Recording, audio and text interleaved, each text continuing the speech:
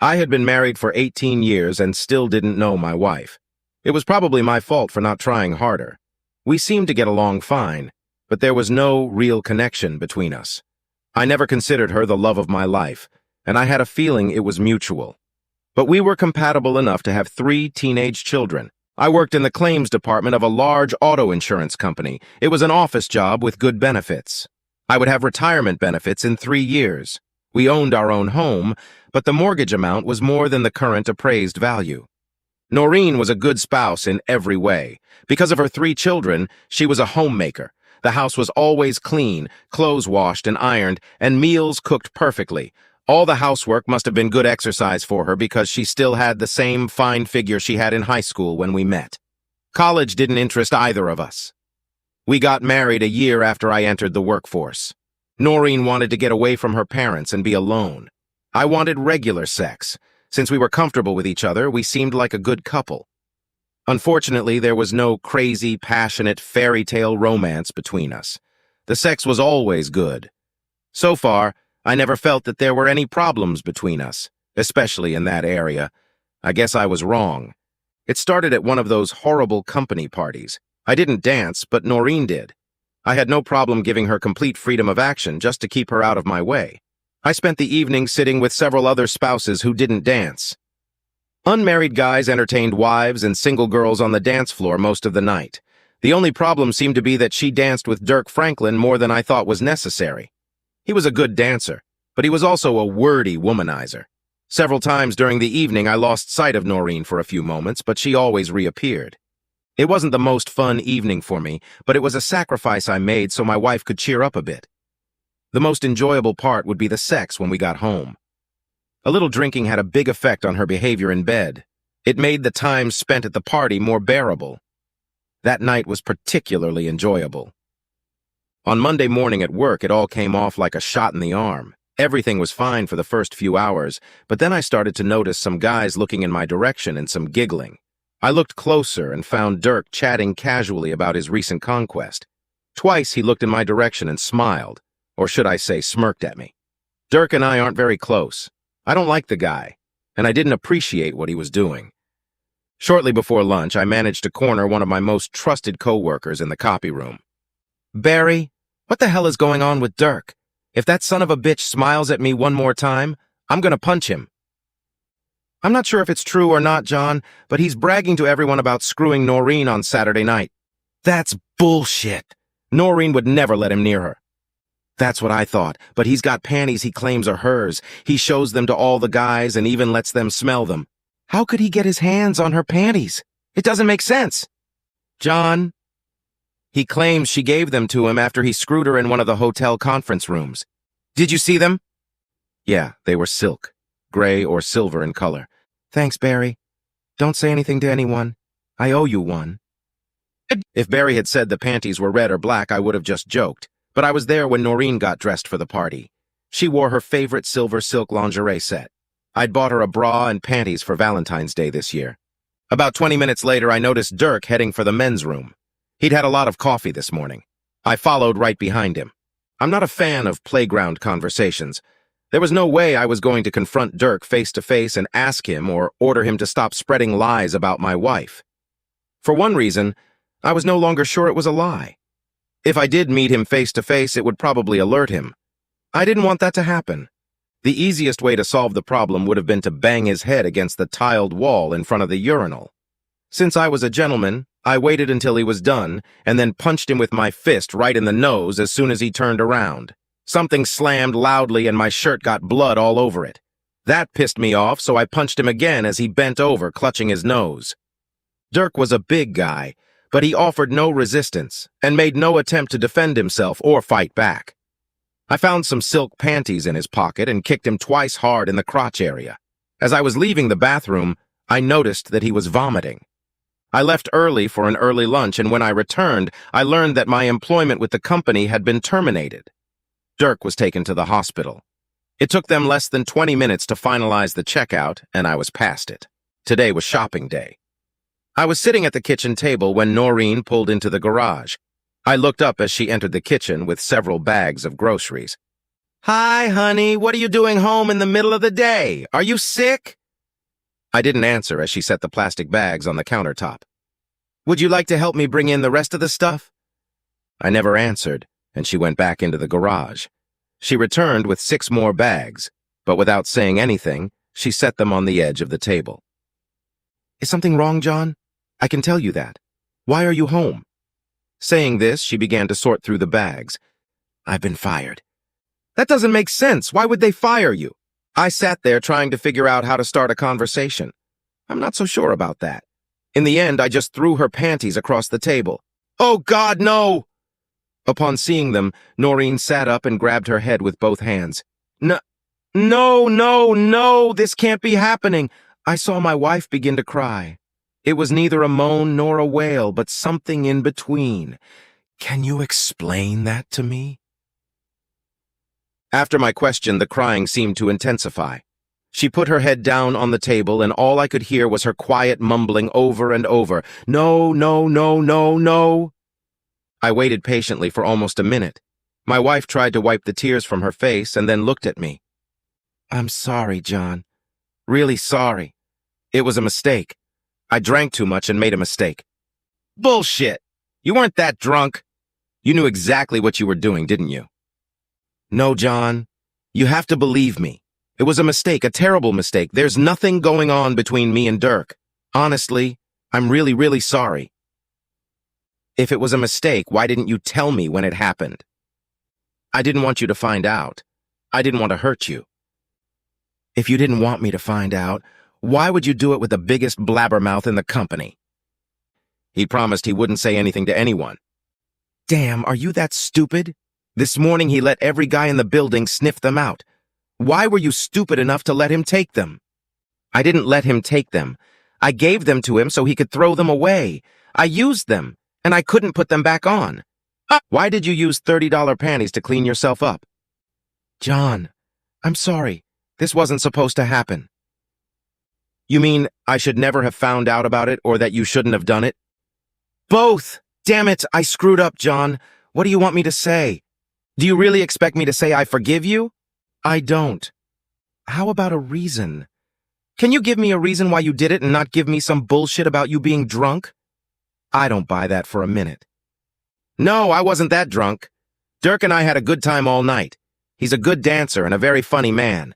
He knows just the right thing to say to a girl. Something that makes you feel good. So you two just wandered into one of those empty conference rooms and made mad, passionate love? No, that's not what happened. How did it happen?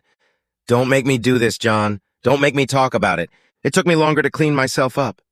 That's what you have me for, isn't it? What do you mean? You know exactly what I mean. What was the first thing you did when we got home?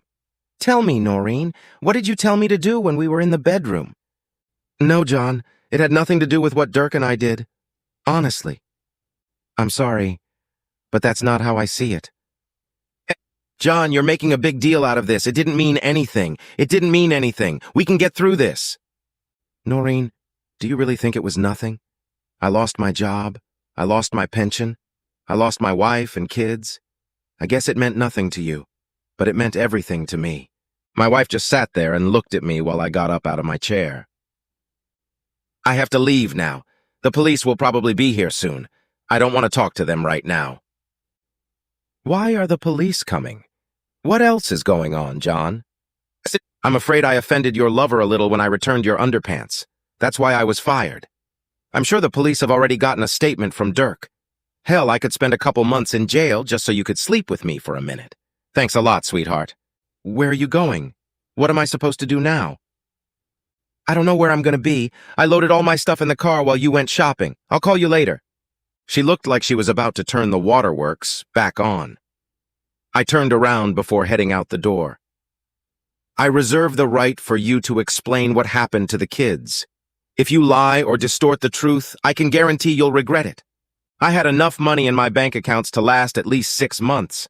Before I left town, I paid off all my credit cards and canceled them. She could spend the money as she wanted or was forced to, but I didn't want to run out of money. I was sure she would take care of the kids. They would be out of school for the summer in a couple weeks.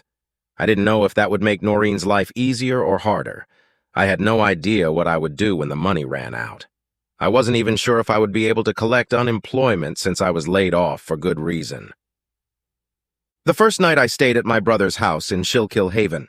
He had a small apartment and was more than willing to shelter me under his desk until I found something permanent. The next day, I moved into a small, furnished one-bedroom apartment that included utilities. There was even cable to connect to the internet. Since I left the house, my phone had been off. I didn't feel like answering the phone, but I knew I would have to talk to the kids sooner or later. Working with Robbie was easy, but not particularly enjoyable. The other three guys were skilled at climbing trees, as well as picking cherries and chopping stumps. My job was to act as a helper for them. They seemed to appreciate my efforts and were more than willing to teach me all the little tricks and skills. I kept busy and tried my best to forget about the problem with Noreen. The only thing I knew for sure was that I would file for divorce as soon as possible.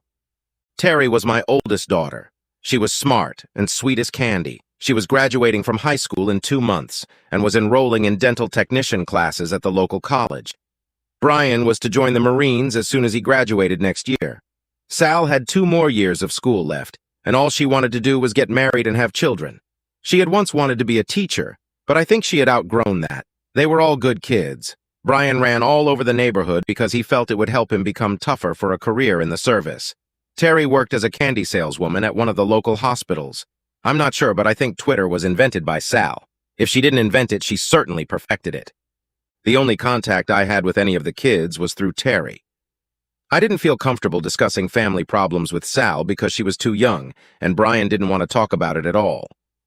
After I left, Noreen sat the kids down with the whole group. She told them why I had left and apparently wasn't hiding anything. Brian immediately left the room and never spoke to his mother again. Sal just sat there and cried.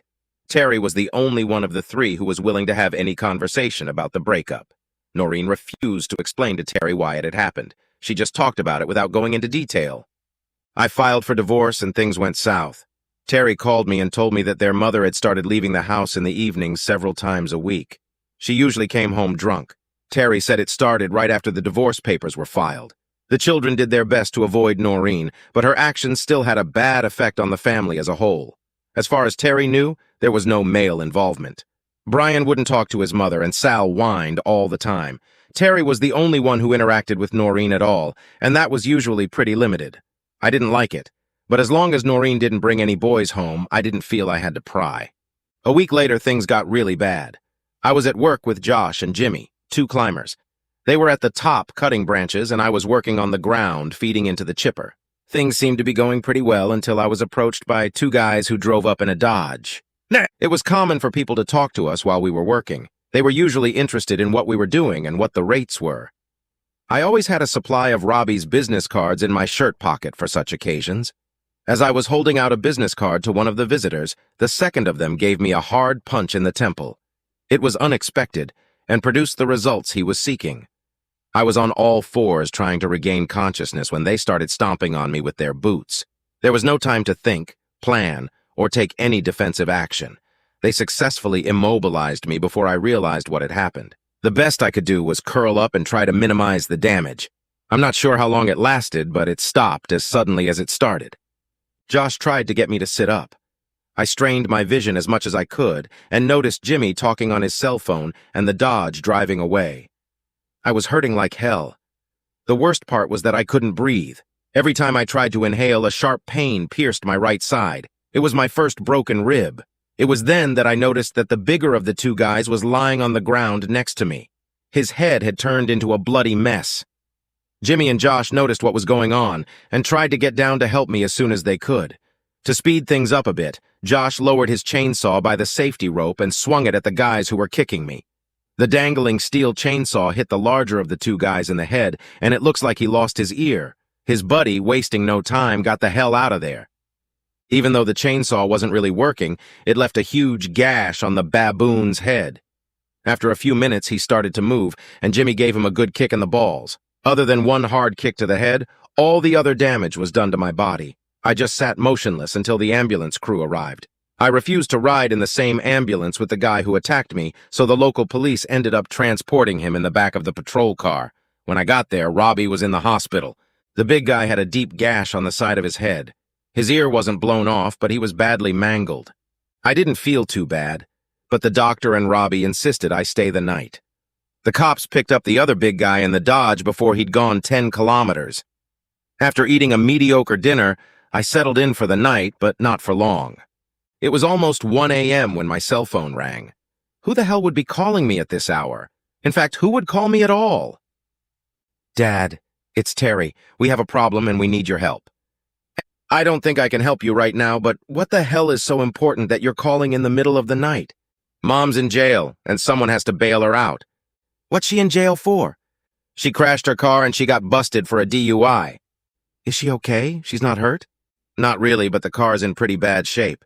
She destroyed about 6 parked cars before crashing into a fire hydrant. Was she alone? Yeah. I don't know anything else. She won't be released until some kind of bond or bail is posted.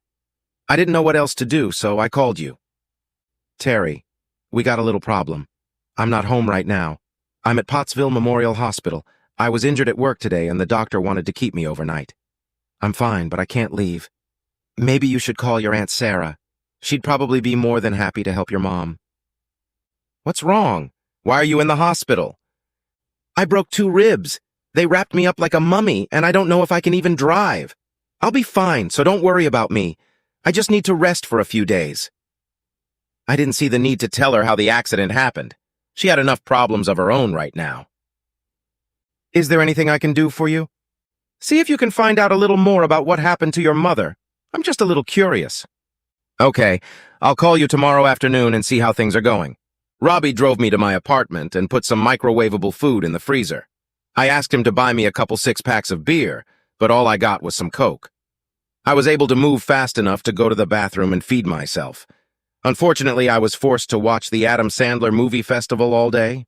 Shortly before dark, Terry called. Noreen was having drinks with some people who worked at my former company. I thought it was interesting since I no longer worked there. I had no idea she had any friends who worked there other than Dirk. They were just starting to have fun when the police showed up and arrested Dirk. Noreen got very upset and started drinking more than usual. Before closing time, she refused to call a cab and let anyone drive her home. Terry was never able to find out why Dirk was arrested and why Noreen freaked out when it happened. We talked for a few more minutes. Terry was glad to hear that I was home and could take care of myself. They wanted to come over to my place, but they didn't have a car. Sarah had bailed my wife out, but Noreen hadn't come home. Terry gave me Sarah's cell phone number. Sarah, it's John. What the hell is going on? Your wife's a mess, John, and it's your goddamn fault. Whoa, wait a minute, Sarah. How is this my fault? You left her, that's why. You left her with 3 kids and just ran away. Who the hell do you think you are? Come on, Sarah, you know me better than that. Why would I just get up one morning, quit my job, and leave my wife and kids? Does that make any sense to you? Noreen said you were fired and that you were taking it out on her. Did she say why I was fired? She said you beat up a guy at work because she danced with him at a company party. Sarah? She wasn't dancing with him. She slept with him. Right at the party. She told you that? There was a short pause. No, she didn't tell me anything like that. I didn't hit the guy because he was dancing with your sister. I hit him because he fucked her and then bragged about it to everyone in the damn company. She even gave him her underwear as a token of her appreciation. There was no answer on the other end of the wire. Did she say why her boyfriend was arrested last night? No, but she said you had something to do with it. Our conversation was interrupted by a knock on the apartment door. Sarah, I gotta go. I'll call you tomorrow. The cop at my door was an ugly guy, and he was also my brother-in-law. Come on in, Toby. It's always good to see family. You want a beer? Sure. I could use something cold. There was a Foster's hidden behind the Coke Robbie brought in. I had a nausea attack from the pain pills. John, we found the guy who helped you at the station. The 2 guys he hired to beat you up were more than happy to point him out. I believe it was Dirk Franklin? That's right. I assume you know him? He was messing around with Noreen. I tried to persuade him to stop, but he didn't seem in the mood for it. He confessed to everything, so this will save us the expense and trouble of a trial. The judge will sentence him and his 2 buddies on Friday. I'm not sure, but I'm guessing he'll get 2 to 3 years, probably right here in the county jail. That's good news. Toby couldn't help but chuckle. You're gonna get your revenge, aren't you, John? I'm hoping for some help from a few friends. You're not going to get me into any trouble, are you? It sounds like you volunteered to help, Toby.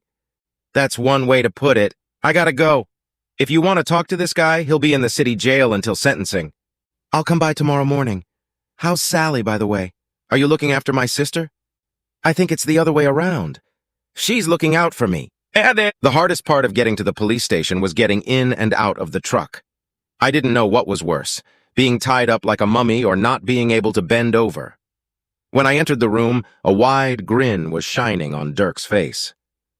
Looks like you're a little sore there, Mr. Esterly. Did you trip over a tree branch? He seemed to like the grimace on my face as I sat up. Welcome to Schuylkill County, Dirk. This is my territory, and I'll make sure you enjoy yourself while you're here. I don't think so, John. I'm bailing out of here on Friday. Was it worth it? Not because of what I saw, you bandaged up like a turkey. Looks like you lost your job and your wife. Was it worth it to you? I didn't understand the question. I never did anything to you that you didn't deserve. You should have just left it alone. I was better than you, and I still am. I think my wife thought so, too. Well, she's all yours now. I hope you like her. Oh, I will. By the way, I've enjoyed her 3 times since you left. Once was at home in your bed while the kids were at school. You really pissed her off when you served her with divorce papers. That son of a bitch did everything he could to piss me off. If the judge decides to let him serve time in state prison, it'll be harder for me to pay him back. The DA's office was on the 3rd floor, and the old courthouse didn't have an elevator. Not exactly wheelchair-friendly. Seems like one of the charitable organizations should take care of that by now. John Esterly, I hear you're back in town. Elizabeth Vargas graduated first in our class. She went to Pennsylvania State University on a full scholarship and earned her law degree. She married the captain of the soccer team, who was the only guy in our class to go to the U.S. Air Force Academy. They were the perfect couple, except for the fact that Captain Philip Vargas died in a car accident after they were married 10 years ago. The next 5 minutes were filled with chatter about the good old days. I felt awkward talking to her. She belonged to the elite, and I was one of the minor players. I smiled and tried to be polite. I was looking for a graceful way out. Well, it was nice talking to you, Elizabeth. I'm recently back in town and heard you were working here. I just wanted to say hello. With an embarrassed smile, I got up to leave. Sit down, John. The polite chit-chat is over. You're here about Dirk Franklin, aren't you? Yes, but when I saw you here, I decided it wasn't such a good idea. I felt like a beached whale trying to get back in the water. I've been assigned this case, John, so I know a little bit about what's going on. It's clear as day. He's going to prison. What did you want to talk about? I think that's it. I just wanted to make sure he got what he deserved. Elizabeth Vargas leaned back in her chair and smiled at me. It was pretty funny because usually you imagine big tough guys doing it. You're starting to piss me off, John. I don't like it. I caught myself rubbing my fingers together and looking down at the floor. I wasn't comfortable discussing this problem with a woman, especially one like Elizabeth. She wasn't going to let it go unaddressed. Dirk Franklin had hurt me deeply. I lost my job, my wife, and my children because of him. I just wanted to make sure his stay in prison wasn't a vacation. Do you want him to stay in county or go to state? Do I have a choice? I can't keep him more than 2 years in county jail. If I give him more than that, I'll be forced to send him to one of the state facilities. She noticed I was smiling. I think 2 years here would be quite enough. With some effort, I stood up again. This time she didn't stop me, but when I turned around, she said, John, would you mind meeting me for lunch at Scripsy's around noon? I nodded, and when I gave her another slight smile, she smiled back. It could be an interesting lunch. After I left the courthouse, I did a little shopping. I bought a nice shirt and some new pants. I used to only bring work clothes with me. I also bought a case of beer. I decided that if I had to choose between pills and beer, beer would win. I wasn't sure if lunch would be business or pleasure. It was the latter. Elizabeth came home after Philip died. It turned out she was receiving some kind of government compensation but still needed a job. She had a 16-year-old son, Philip Jr., whom she called Second. After he was born, they decided they didn't want to call him Junior or Philip, so they settled on Second. It was hard to get much personal information from her without being overly curious, so I just let her tell me what she wanted me to know. I didn't say anything at all about my situation because I was afraid of being labeled a wimp. My self-esteem was somewhat low at the moment, so I was in dire need of protection. Before Elizabeth left to go back to work, she told me not to worry about the upcoming sentencing. The smile on my face quickly disappeared when I got home. My 3 kids were sitting on the porch with their suitcases and travel bags. "What the hell are you guys doing here?" No one wanted to answer me. "How did you know where I lived?" Brian decided to break the ice. "Uncle Robbie gave us the address." "I don't see a car. How did you get here?" "Aunt Sarah drove us here, but she couldn't stay." Brian stood up as I approached the porch. "Could you get the case of beer out of the car, please? I'm having a hard time lifting it." Terry helped me into the house. It wasn't really necessary, but I could understand why it looked like I needed help. Brian took the beer into the kitchen, and Sal made everyone cold ice cream. I didn't know how long they'd been there before I got back. "And just why did Aunt Sarah bring you all here?" "She said it was the best thing to do under the circumstances." Brian kept talking. He answered my questions, but I never learned anything.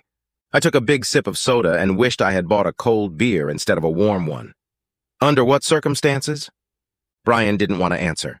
The 3 of them sat there looking at each other. Finally, Terry spoke up. "A couple days ago, Sal came home early from school and saw Mom having sex with some guy in your bedroom." "That's great! That's awesome!" "Did she know who the guy was?" Sal was sitting right there. I could have asked her directly, but somehow it didn't seem right. "She didn't know his name, but she said it was a guy you worked with." I looked at my youngest daughter. "What did you do, sweetie?" "I watched it for a couple minutes. I've seen people having sex on the internet before, but it's different when your mother is dating a man she doesn't know. It was disgusting. I left and went back to school." "Did your mother know you were there?" "I don't think so." She was lying with her eyes closed most of the time. In anger, I threw an empty soda can across the room. It bounced around like a child's toy. "Have you kids had lunch yet?" No." "Terry, how about ordering us a couple pizzas?" While the kids were sorting out their things, I called my lawyer and had him redo the divorce papers so I could get full custody. It was a risky move, but I decided to go for it. After that, I called Sarah. She no longer spoke to her sister or supported her in any way. When the kids came to her for help, she insisted that they stay with me and even volunteered to drive them. It was nice to have an ally of sorts. Sarah had already told Noreen where the kids were and why. Pizza turned out to be an early dinner. We talked about other things for a bit, and then we all left me alone and went to bed. In the depths of the refrigerator, I found another cold Foster's. The fresh ones were great, but they were still better cold. I popped a pain pill along with the beer, hoping it would knock me out. It worked. Friday came and the sentences were announced. Dirk only got a year, but he'll have to serve it in the county jail. He'll probably be out in 6 months. Normally that would be good, but not in Dirk's case. 2 of his goons got 6 months each minus time served. Sometimes I don't understand the justice system, but overall I was happy with the outcome. Saturday was a busy day. The whole day was spent settling the kids in. Although they brought a lot of stuff, they each realized they had forgotten something during the course of packing. The afternoon trip to Walmart hit my wallet hard, but it was necessary. By the end of the day, things had normalized as much as possible. No one seemed to miss Noreen. When we got home, I realized I was running low on pain pills, so I started drinking more beer. I didn't plan on driving or operating any heavy equipment. The next morning, I was trying to get all thoughts out of my head when I heard Toby talking to the kids. I pulled on my jeans, but instead of a pain pill, I just swallowed 2 aspirin pills. Eventually, I had to wean myself off of it. My appearance in the kitchen was greeted with a round of applause. My family showed little sympathy for my woes. The general consensus was that I drank beer because I wanted to, not because I had to. They were right, of course. Terry poured me a cup of hot coffee as I plopped down at the table, and then all 3 kids dispersed as if they knew Toby and I needed to talk. "We've got a little problem, John. I was just starting to get used to things being settled, and Toby decided to indulge me with something new." I tried to take a sip of my black coffee, but it was too hot. I set the mug on the table with a sigh. "Okay, Toby. Surprise me. What's the new problem?" Saturday morning, the guards found Dirk Franklin in the prison laundry room. Someone had beaten him to a pulp. In addition to a smashed face, he had broken ribs and other internal injuries we couldn't diagnose. That doesn't happen very often here. Wow, it didn't take him long to piss off his new friends. We don't think it was anyone new. Toby noticed me smiling as he took another sip of his morning drink. It was still hot, but it was getting better. Apparently, someone had let it slip that Dirk had given up his hired help to get his sentence commuted. Although his thugs got less time than he did, they weren't very happy about the news. We don't have any proof that they did it, and frankly, we don't have much interest in investigating the case. I stood up and filled Toby's cup again. He noticed I was still smiling. That's the problem, John. The coffee was great, but the smile disappeared from my face. They had to move Dirk to a hospital in Allentown. There was a guard watching over him, but last night Dirk disappeared. No one knows when or how. The staff didn't think he could leave on his own, but it looks like they were wrong. I never finished my coffee. I just got up and poured it down the sink. Toby sat quietly, and I stood looking out the kitchen window. There was no view out there, just the brick wall of the neighboring store. It didn't matter what I was looking at. I had never felt threatened by Dirk, but the thought of him walking around on the loose irritated me. After a few moments, I heard my brother-in-law get up from his chair. John, I'll keep you posted on what's going on. If I find out anything, I'll let you know. I was still staring at the brick wall when I heard the back door close. Daddy, do you want me to make you some scrambled eggs? That would be great, Terry. Let me take a quick shower first. That same day, I called Sarah. She hadn't heard from Noreen and had no idea where she was. I didn't know if that was good news or bad news. Life was starting to get better.